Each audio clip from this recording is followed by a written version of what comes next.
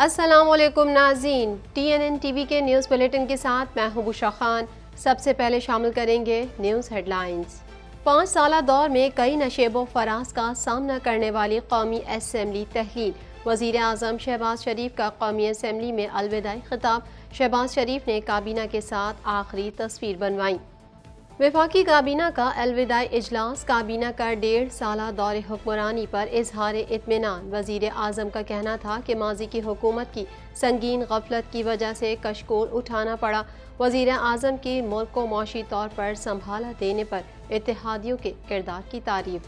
عمران خان کو نااہل قرار دینے پر تحریک انصاف کا رد عمل۔ ترجمان تحریک انصاف نے کہا ہے کہ -1 فارمولے کو عملی جامہ پہنانے کی کوشش کو عوام بھی مسترد کرتے ہیں۔ سیکریٹری جنرل اقوام متحدہ کا کہنا ہے کہ چیئرمین PTI کے خلاف انصاف کے تقاضے پورے کیے جائیں۔ پاکستان ریلوے کو چلانے کے لیے سرمایہ کاری کی ضرورت ہے۔ وزیر ریلوے سعد رفیق کا کہنا ہے کہ وفاق اگر 10 ارب بھی دے تو ریل کا نظام بہتر ہو سکتا ہے۔ حادثے میں تخریب کاری کے شواہد نہیں ملے۔ قوم کے ساتھ ہونے والی ناانصافیوں کی ذمہ دار متحدہ ہے۔ آفاق احمد کا کہنا ہے کہ مصطفیٰ کمال بتائیں سافٹ ویئر اپ ڈیٹ کہاں سے ہوتا ہے۔ نگراں حکومت کو عالمی معاہدے کا اختیار ملک کی سلامتی کے لیے خطرہ ہے۔ سندھ کے ساحلی علاقوں میں آج گرج چمک کے ساتھ بارش کی پیش گوئی۔ کراچی میں اگست کے پورے مہینے موسم ابر آلود رہنے کا امکان۔ پنجاب کے بعض علاقوں، جنوبی خیبر پختونخوا اور کشمیر میں بھی بارش کا امکان۔ کینیڈا کے صحافتی اداروں کا حکومت سے میٹا کے خلاف تحقیقات کا مطالبہ۔ میڈیا اداروں کا کہنا ہے کہ میٹا مقابلہ کرنے کی صلاحیت کو نقصان پہنچانا چاہتا ہے۔ کینیڈین حکومت میٹا کو خبروں کو بلاک کرنے سے روکے۔ مہنگائی کے ستائے کینیڈین شہریوں کی مشکلات میں مزید اضافہ۔ کینیڈا میں ایک بار پھر گیس کی قیمتوں میں اضافے کا خدشہ۔ گیس کی قیمتیں $2 فی لیٹر تک پہنچنے کا امکان۔ کینیڈین صوبہ انٹیریو میں شدید گرمی کے دوران کام کے نئے ضوابط کی تجویز۔ مجوزہ بل پیشہ ورانہ صحت اور حفاظتی ایکٹ کے تحت متعارف کرایا جائے گا۔ حکام کا کہنا ہے کہ شدید گرمی کام کرنے والے افراد کے لیے خطرہ بن سکتی ہے۔ روس کا نیٹو کو سخت انتباہ۔ روسی حکام کا کہنا ہے کہ روس اپنے خصوصی فوجی آپریشن سے تمام اہداف حاصل کر سکتا ہے۔ اقوام متحدہ کو ایٹمی جنگ شروع ہونے کا خدشہ۔ چین میں بارشوں نے تباہی مچا دی۔ مزید 33 افراد ہلاک اور 18 لاپتہ۔ چین میں ہونے والی بارشوں میں ہلاکتوں کی تعداد 50 سے تجاوز کر گئی۔ ہلاکتوں میں اضافے کا خدشہ ظاہر کیا جا رہا ہے۔ ہیڈ لائنز آپ نے جانی اور اب شامل کریں گے خبروں کی تفصیل۔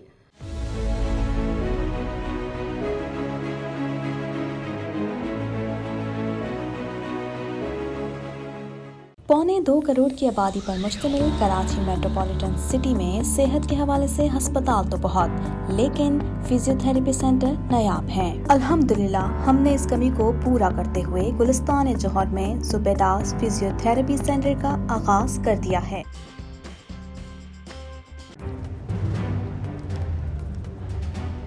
Islamic Finance TV, the only TV channel of the fastest growing Islamic economy in the world and the prime mover of Islamic finance news. Follow us on our social media handles and watch our reports and educational program at www.islamicfinancetv.com. For advertisement, please contact us at islamicfinancetv@gmail.com.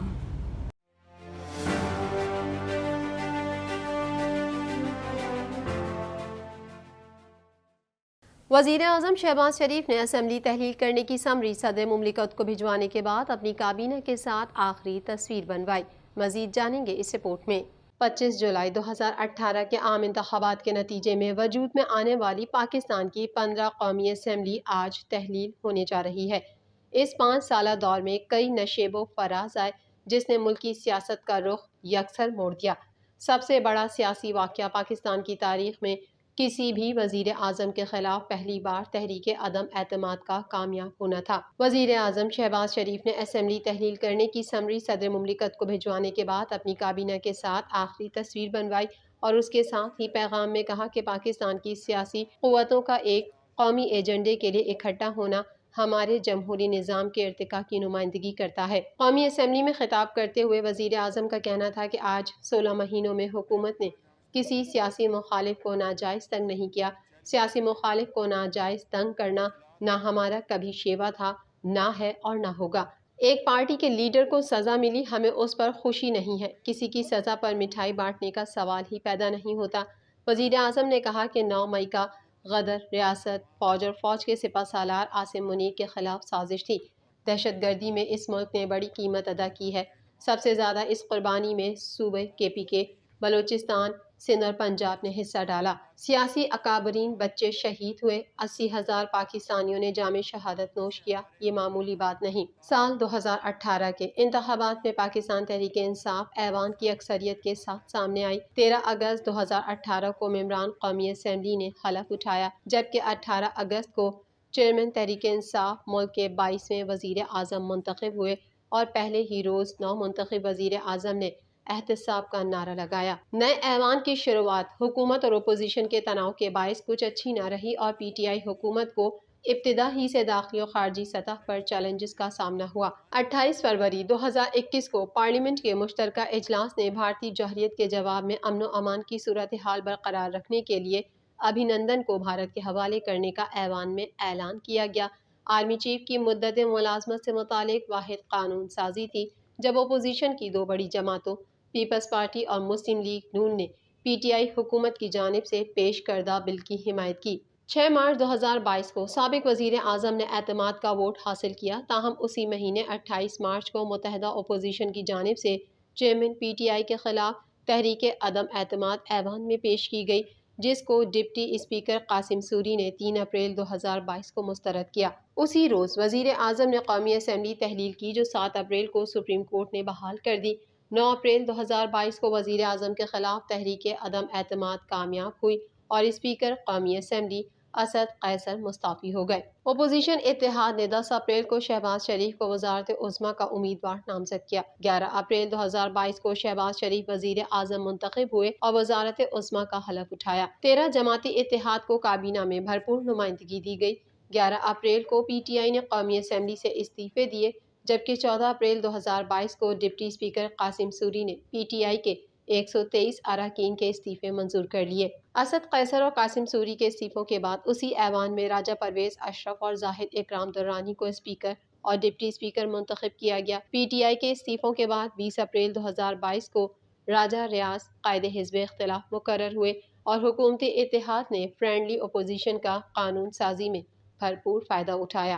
اس قومی assembly نے مجموعی طور پر 230 بل جبکہ اتحادی حکومت نے 80 سے زائد بل منظور کیے۔ اعلیٰ عدلیہ سے محاذ آرائی اور نیب جیسی اہم قانون سازی پر کئی سوالات اٹھے۔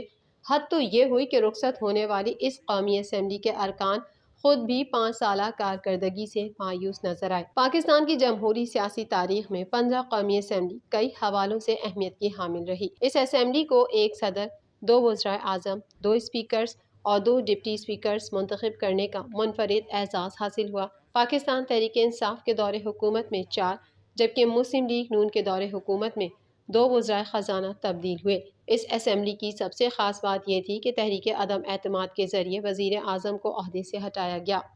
وفاقی کابینہ کے الوداعی اجلاس میں وزیر اعظم شہباز شریف نے کہا کہ ماضی کی حکومت کی سنگین غفلت کی وجہ سے کشکول اٹھانا پڑا۔ مزید احوال اس رپورٹ میں۔ وفاقی کابینہ کے الوداعی اجلاس میں وزیر اعظم شہباز شریف نے کہا کہ ماضی کی حکومت کی سنگین غفلت کی وجہ سے کشکول اٹھانا پڑا۔ انہوں نے کہا کہ پاکستان کے دیوالیہ ہونے سے ملک کے لیے تباہ کن صورتحال پیدا ہوتی، لیکن IMF کا پروگرام ہو چکا ہے اور ملک دیوالیہ ہونے سے بچ گیا۔ IMF نے سبسڈیز کے حوالے سے ہاتھ پاؤں باندھ دیے۔ اجلاس میں وزیر اعظم شہباز شریف نے کابینہ ارکان کے بھرپور تعاون پر اظہار تشکر کیا، جبکہ کابینہ ارکان کی مختصر مدت میں کارکردگی کو سراہا۔ ملک کو معاشی طور پر سنبھالا دینے میں اتحادیوں کے کردار کی تعریف کی، جبکہ ملک کو مشکلات سے دوچار کرنے پر سابق حکومت پر کڑی تنقید کی۔ وزیر اعظم نے کہا کہ IMF کا پروگرام ملک کے لیے ضروری تھا، لیکن کوئی شک نہیں اس کی شرائط کڑی اور سخت ہیں۔ IMF کے پروگرام کے بغیر پاکستان کو زر مبادلہ کے ذخائر سمیت کئی قسم کے چیلنجز درپیش ہوتے۔ وزیر اعظم نے واضح کیا کہ آج مدت مکمل ہونے کے بعد سمری صدر مملکت کو بھیج دوں گا، صدر اسمبلی تحلیل کر دیں گے تو پھر نگراں حکومت آئے گی۔ وفاقی کابینہ نے 1.5 سالہ دور حکمرانی پر اظہار اطمینان بھی کیا۔ اقوام متحدہ کے سیکریٹری جنرل انتونیو گوتریس نے پاکستانی حکام سے مطالبہ کیا ہے کہ وہ سابق وزیر اعظم چیئرمین PTI کے خلاف کارروائی میں قانون کی حکمرانی کا احترام کرتے ہوئے انصاف کے تقاضے پورے کریں۔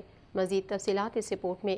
الیکشن کمیشن کی جانب سے عمران خان کو 5 سال کے لیے نااہل کرنے کے نوٹیفیکیشن کے اجرا پر تحریک انصاف نے رد عمل دیتے ہوئے کہا کہ الیکشن کمیشن آف پاکستان کے نوٹیفیکیشن کو مسترد کرتے ہیں اور اسے سپریم کورٹ میں چیلنج کریں گے۔ ترجمان تحریک انصاف نے کہا ہے کہ الیکشن کمیشن کا نوٹیفیکیشن بند کمروں میں بنائے گئے منصوبوں اور سیاست میں غیر فطری اور غیر قانونی مداخلت کا شاخسانہ ہے۔ الیکشن کمیشن کا تحریک انصاف اور چیئرمین تحریک انصاف کے حوالے سے تعصب قوم سے پوشیدہ نہیں۔ ترجمان نے کہا کہ ایک متنازع ٹرائل کے نتیجے میں آنے والے متعصبانہ فیصلے کی بنیاد پر نہایت عجلت میں -1 فارمولے کو عملی جامہ پہنانے کی کوشش کو عوام بھی مسترد کرتے ہیں۔ الیکشن کمیشن انتخابات کے التوا جمہوریت کی بے خونی اور آئین سے انحراف کے منصوبے میں کلیدی سہولت کار ہے۔ ترجمان کا کہنا تھا کہ سپریم کورٹ کا 4 اپریل کا فیصلہ الیکشن کمیشن کے آئین سے کھلواڑ کی داستان بیان کرتا ہے۔ وقت آ گیا ہے کہ supreme judicial council chief election commissioner کے خلاف زیر التوا ریفرنس کی سماعت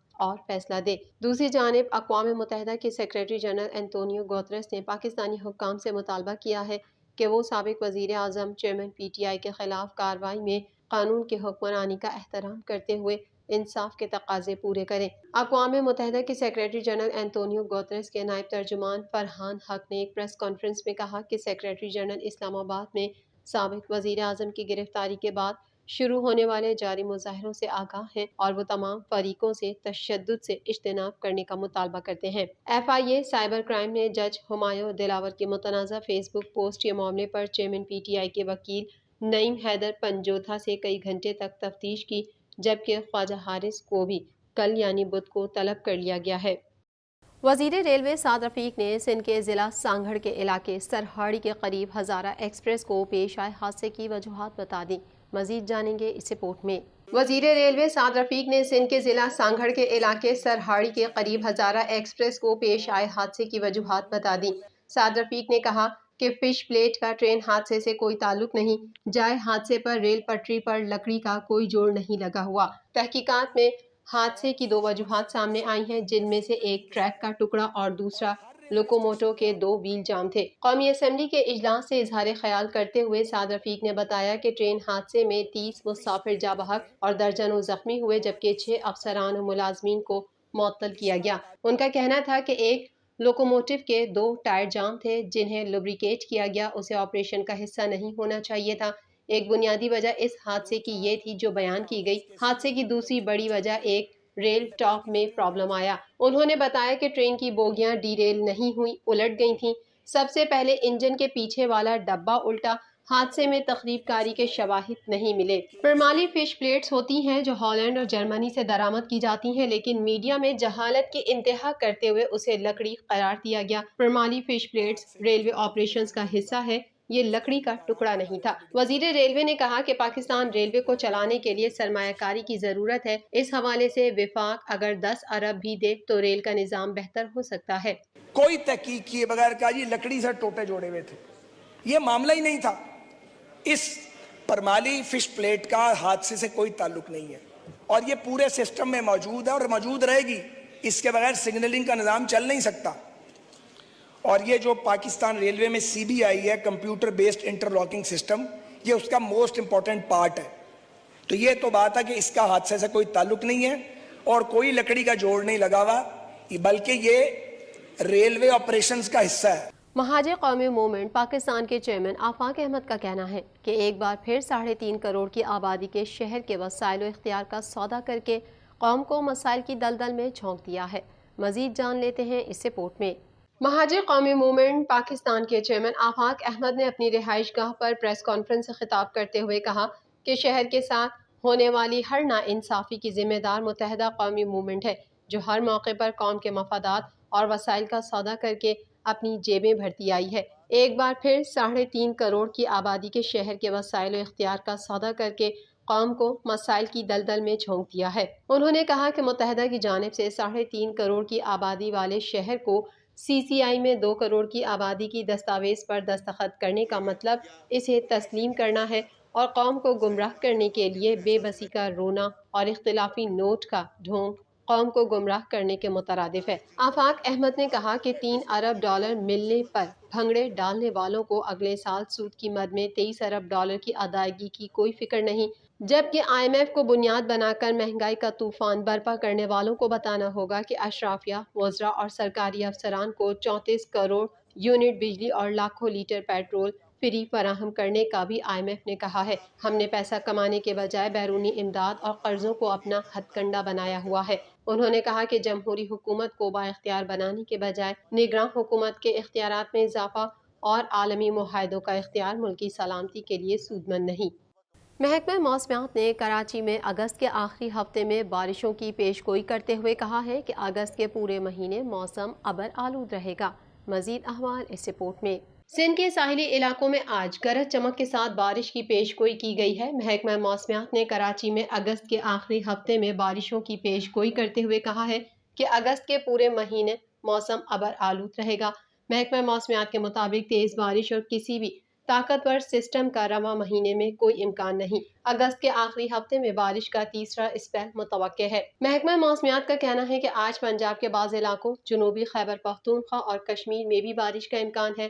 گزشتہ روز بھی کراچی کے مختلف علاقوں میں بوندا باندی ہوئی، جبکہ تیز ہواؤں کے باعث شہر کا موسم خوشگوار رہا۔ بابو سر ٹاپ اور گرد و نواح میں بھی تیز بارش ہوئی، جبکہ دیامر اور گرد و نواح میں سیلابی صورتحال رہی۔ ادھر راولپنڈی اور اسلام آباد کے مختلف علاقوں میں گزشتہ روز موسلادھار بارش ہوئی۔ دوسری جانب لاہور میں حبس کے باعث گرمی میں اضافہ ہو گیا۔ اگلے 24 گھنٹوں میں بارش کا امکان موجود ہے۔